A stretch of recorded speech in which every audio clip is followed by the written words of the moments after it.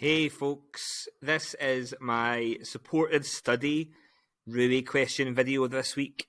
As I mentioned before, I am not able to do supported study on Teams at the moment, just because I'm travelling after school, after the kind of in-class sessions that I've got just now, and it's just been a wee bit tricky to time it. So I thought, instead of you not getting any supported study, even through Teams, then I would make a quick video for you where you could practice some RUAE questions. So this is an article about loom bands, which was a craze 5 or 6 years ago. I don't know whether you were involved in that or if it bypassed you completely. And this is how I would like you to use this video. So keep watching it just now to hear the questions and the hints that I give you. Then when I say you should, pause the video and then write down your answer. So either write it on a piece of paper or you can type it into a Word document if that's easier for you.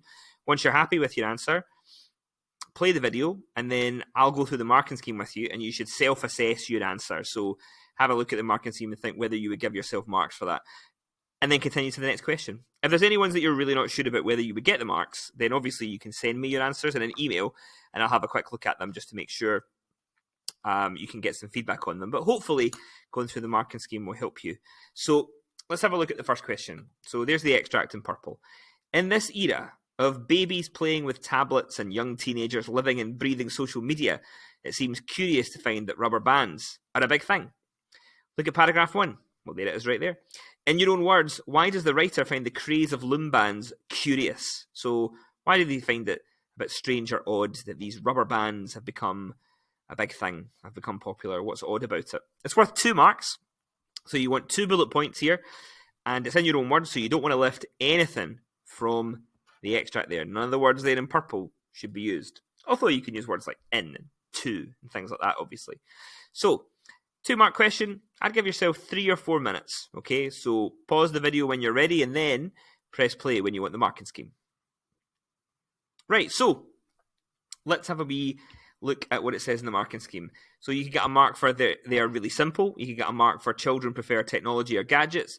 Or you can get a mark for it isn't something you do online. So obviously what they're trying to point out in the part in purple is that the reason they find the loom band thing curious is because that all kids from very young ages to being teenagers are more obsessed with technology and things like that. Like, this is just very basic stuff for them to become that interested in, and that's what you had to get across in your answer. But you've got to say 2 things there. So something like that, they're really simple, and children prefer technology, or children prefer gadgets, or it isn't something you do online, something along those lines. As long as you've got 2 things, and they don't use any words from the bit in purple, double check, nothing from the part in purple, then you would get your 2 marks. Let's look at the next question. Playgrounds and living rooms are under invasion from coloured bands. Children are spending hours twisting them into bracelets. Parents are getting tired of picking them up from behind sofas and off the floor. Some schools have even banned them after pupils used them as weapons. How does the writer use imagery to convey their negative feelings about loom bands? 2 marks. Remember, imagery is what? I can hear you shouting it all the way from home. Similes, metaphors, personification, Mr. Duffin. Exactly, right? Those are the things we're looking for here. So what you have to do is find an example of imagery in the purple section. So find a simile, a metaphor, or personification. Which one could it be? And then, once you've explained what that is, explain how it conveys their negative feelings about loom bands. So how does that simile, metaphor, or example of personification tell us that they feel negatively about loom bands? It's 2 marks. So to answer this, remember, you want to quote the imagery, say what it is, and then explain the answer. So I would give yourself 3 or 4 minutes for this one. Okay? When you're ready, press pause, and then press play when you want the marking scheme. Okay, marking scheme time. Metaphor. We were looking for a metaphor here. Under invasion. It's in that first line. Playgrounds and living rooms are under invasion from coloured bands. Metaphorically. They're not actually. It's not some kind of episode of Doctor Who where some rubber bands have gone sentient and decided to attack people, which actually sounds like it probably could be an episode of something like that. But anyway, it's the metaphor that we're looking for there. So how could you have gone on to answer that? You could have said it's effective in showing that the bands are large in number. Invasion suggests large in number, and have taken over. Invasion suggests an invading force. You could have spoken about how adults feel under attack, and invasion has connotations of an attack. So something like that. So you're getting your mark for your quotation under invasion and your identification of the imagery, saying it's a metaphor, and then explaining how the example there reveals that negative feeling about loom bands. So something about taking over, large in number, under attack, something like that would have got you the 2 marks there. Okay, so next up, question 3, a little bit longer passage here. The rainbow loom, a plastic device for turning small rubber bands into jewellery, has sold more than 3 million units worldwide. The sheer scale of the craze can be seen in the stats for Amazon UK. All 30 of the best-selling toys are either looms or loom-related. The products top the sales list for every age group, except the under 2s. Children use the looms, or their own fingers, to weave coloured bands into items, such as bracelets, necklaces, and charms. They use dozens of different designs, recommended on YouTube and by word of mouth, including the fishtail, the dragon scale, and the inverted hexafish. More ambitious projects include skipping ropes, animal shapes, and even a suit worn by US TV host Jimmy Kimmel. The question is, in your own words, how does the writer know that loom bands are popular? 4 marks, 4 bullet points, 4 things in your own word, forgot the plural there, own words, that tell us that loom bands are popular. 4 marks. Quite a lot to find here. Maybe give yourself 5 minutes, maybe even 6. Be generous. It's nearly the holidays, nearly Easter. Be kind to yourself. Let's go for 6 minutes.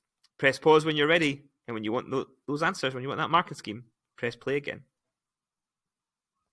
Okay, let's have a wee look at some of the things you could have done here. They've been purchased all over the world. So in the article, it says more than 3 million units worldwide. So we can't say that. Can't say 3 million units worldwide because that's it's own words, isn't it? That's the stuff from the passage. So we've said they've been purchased all over the world. They talk about Amazon UK, remember, that's the name of a company. So you don't have to put that into your own words. I don't know how you would. So the answer, you could say something like they've sold lots of them because it says the sheer scale of the craze can be seen in the stats for Amazon UK. So the assumption there is that they sold a lot of them. Next up, you could have said the top purchased toys are all from this brand. What it says is all 30 of the best-selling toys are either looms or loom-related. So we can put that into our own words by saying the top purchased toys are all from that brand.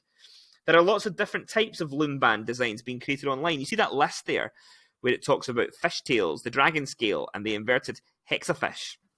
There wouldn't be a list if it wasn't popular. So that must tell us that it's popular. So we can say that there are lots of different types of loom band designs being created online. There's a bit as well where it says word of mouth. Okay? Word of mouth. In our own words, people are talking about them and encouraging others to buy them. That's what word of mouth means. It doesn't mean advertising got it to its popularity. It's just people buying them and talking about them in school or chatting about them with their friends, something like that, encouraging them to buy them. So word of mouth in our own words, people are talking about them and encouraging others to buy them. And then finally, the last one you could have went for, might be a bit tricky, depending if you know who Jimmy Kimmel is. Some people might not know. It does say that he's a US TV host, so you might know that much, but you can use him in the answer because he's obviously a huge star of late night TV. So if he is talking about loom bands, and in fact wearing a suit made of loom bands, and they must be popular. So you can say something like popular TV presenters are talking about the loom bands. Obviously, we want to turn host into presenter to show we know what host means. But TV, I'm sure we all know what TV means. Okay, don't need to put that into your own words. Right, next question. Let's look at this one here. Multicolored bands sell for as little as $1.99 for 1,800. Rainbow looms, frames used for knitting the bands, retail at under £20. In an age when the toy market is dominated by more complicated toys and expensive computer games, backed by marketing campaigns, how did they become so popular? How does the writer use sentence structure to engage the reader? 2 marks. So we're looking for a quote explain, quote an example of sentence structure, and then explain how does it engage the reader. So remember, sentence structure, what we're looking for here, lists, punctuation, sentence types. Get your little Sherlock Holmes deerstalkers on and start investigating this purple section, see what you can find. Find me some sentence structure. So, 2 marks. Oofed. Be kind. Give yourself 4 minutes. 4 minutes or so and try and answer this. If you need a bit more time, take it. 4 minutes.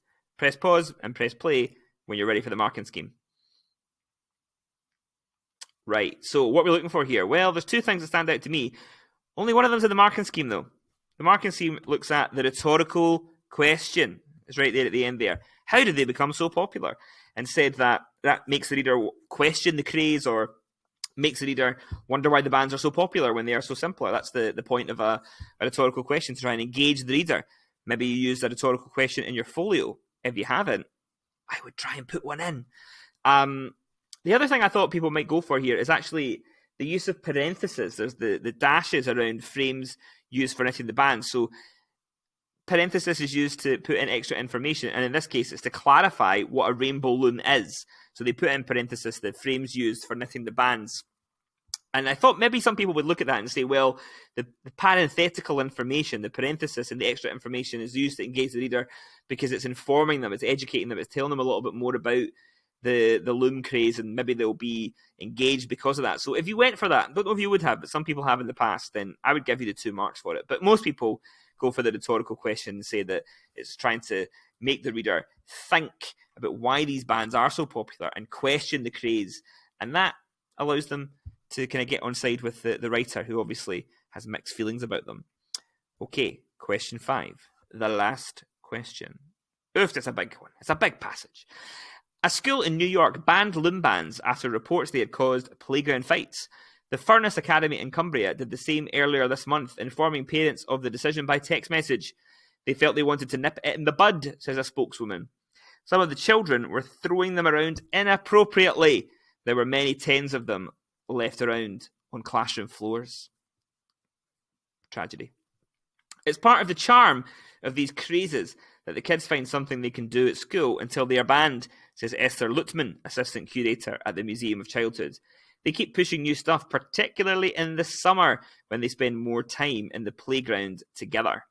Concern over mess caused by discarded bands is echoed by the mother and blogger Big Fashionista, what a name, who complains that these pesky little bands get in more places than they really should.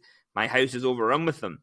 The US writer Hallie Sawyer describes rainbow looms as silly bands on crack, which will someday clog up every landfill in America. In your own words, which has been the focus of this supported study really, but we all know why. In your own words questions are the bulk of your Ruae assessments, so we need to be good at them. In your own words, explain how the writer has shown the downside of the craze. 4 marks. So I'm looking for 4 things that exemplify the downside of this loom band craze. 4 marks, 4 bullet points. Give yourself 5 or 6 minutes. Press pause, and when you're ready, press play for the marking scheme. Right, let's have a look and see what they said. A couple of different things you could have gone for there. Young people were physically assaulting each other over them. It says that it caused playground fights. So we can't really say fights. We want to say something different. So physical assault is what's in the marking scheme. But as long as it's not fight, it's something that means the same thing, then you're fine. You could get a mark for it. Young people were physically assaulting each other over them. They were being used unsuitably in school or being tossed about. So there's the part there where it says they were throwing them around inappropriately. So throwing or inappropriately could be turned into being used unsuitably or being tossed about in an unsuitable way, something like that. The schools were being littered with them. So there's the reference at the end to them being left around on the classroom floor. So we can't say that exactly. So we have to think of another way of saying it in our own words. And it sounds a bit like litter, doesn't it? Being left on the floor for other people to pick up. So we could say that for a mark. The schools are being littered with them. Homes are being covered in them, or they're being found in random places. The blogger, Big Fashionista, says that her house is overrun with them, and the pesky little band's getting more places than they really should. So that's a downside, isn't it? That your home is being covered in them, or you're finding them in random places. Very annoying. Somewhat controversially here, Hallie Sawyer does say that they're like silly bands on crack. Now, I don't know what silly bands are, but I am aware of the reference to a Class A drug here. So obviously the thing that she's talking about there is that they're addictive. Okay, they're obviously very, very addictive. So that would have got you a mark. That's the comparison being made there. And finally, you could have said they are wasteful and not environmentally friendly. That's kind of inferred there, where it says clog up every landfill in America. So the issue, obviously, if something is clogging up a landfill, then it doesn't disintegrate in any way. It's just there forever, taking up our precious green spaces. So they're obviously not environmentally friendly, and that would give you a mark at the end there, a reference to the environment, or that they are wasteful in some way. So that is the last question. If you have done these 5 questions, then well done. Even if you didn't get full marks for all of them, you've been practicing your close reading. What more can I ask for? If there are any that you're not sure about and you want me to have a wee look at what you wrote because you're just not sure if you would get the mark, then feel free to email it to me and I will get back to you. It doesn't take me very long at all to mark close reading stuff, so I'll get that back to you as soon as I can. I'm going to do another one of these next week. Now, I know it's not as good as in-person supporter study. It's not even as good as on Teams supporter study, but it's still something. It's still a way to guide you through some practice questions, and an extra 5 Ruae questions a week. Well, you're going to get so much better at these. You're going to be a close reading master. So, that's all from me. Any questions? Send me a wee email or tag me on Teams. Hope that you've enjoyed. And maybe it's time to break out those old loom bands if you were part of the craze a few years ago. But please don't bring them and leave them in my classroom. Right. Bye, guys.